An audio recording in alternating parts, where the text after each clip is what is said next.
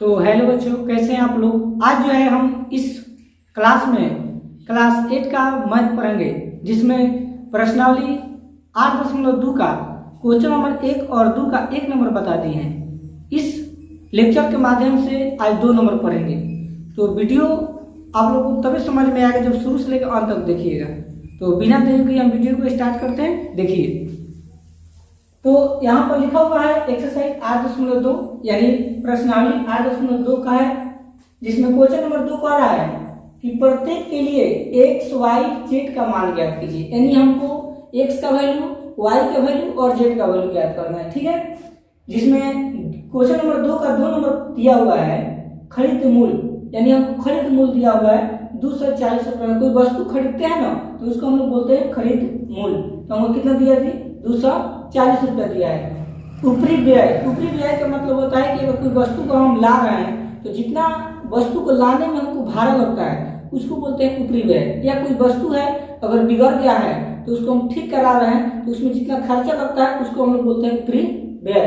तो यहाँ पे ऊपरी व्यय कितना दिया हुआ है? 20 रुपया।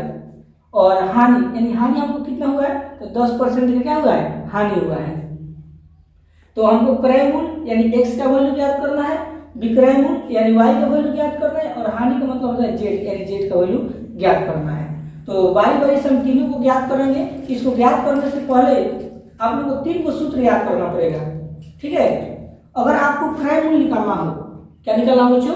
क्रय मूल्य। तो क्रय मूल्य निकालने का सूत्र होता है खरीद मूल्य और प्लस ऊपरी व्यय। यानी कोई वस्तु अगर हम खरीद रहे हैं तो उसको जोड़ देंगे और प्लस उसमें कितना खर्च किए उन दोनों को जोड़ देंगे तो हमारा क्रय मूल्य प्राप्त होगा।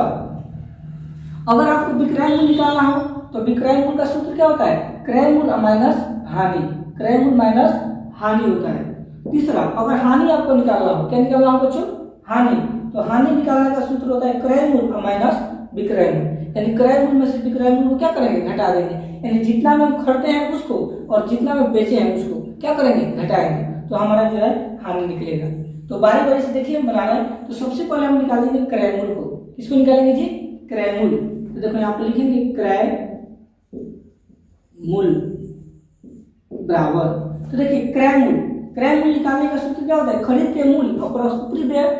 खरीद मूल्य प्लस ऊपरी व्यय। तो सूत्र अगर याद नहीं हो तो याद कर लेना।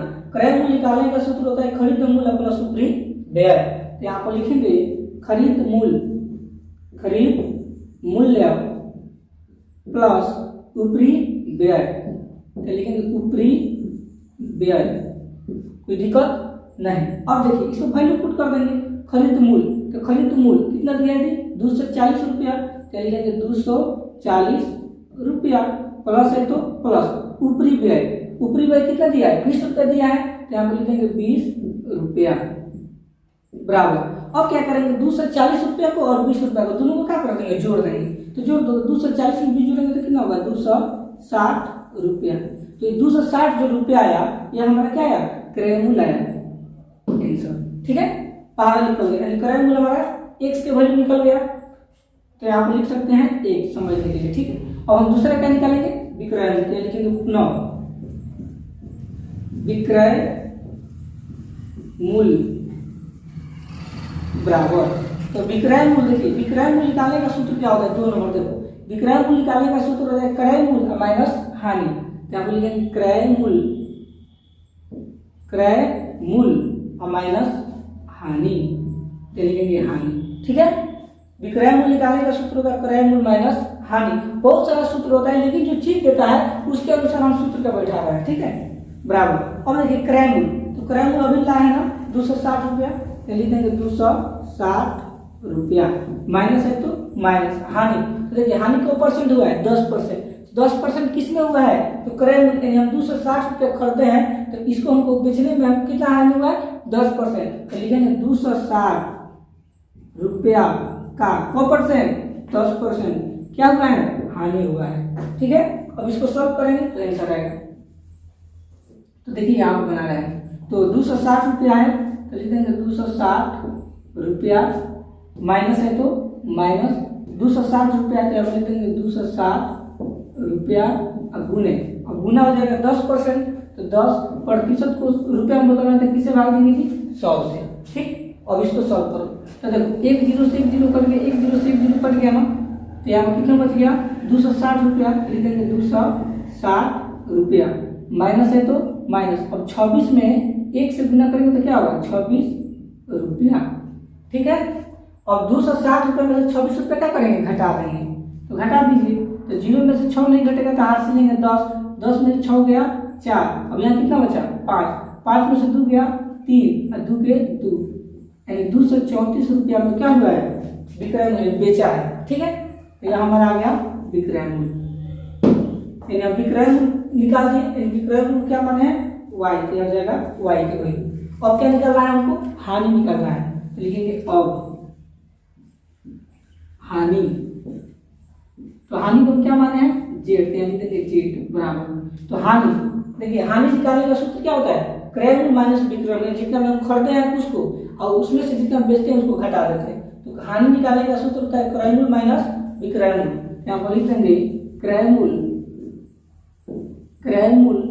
माइनस विक्रय मूल्य, ठीक है बराबर। और देखिए क्रय मूल्य, तो क्रय मूल्य का वैल्यू अभी निकालें कितना है 260 रुपया, यानी 260 रुपया, माइनस है तो माइनस विक्रय मूल्य, विक्रय मूल्य कितना दिया है देखिए अभी लाए विक्रय मूल्य का वैल्यू 234 रुपया, यानी 234 रुपया।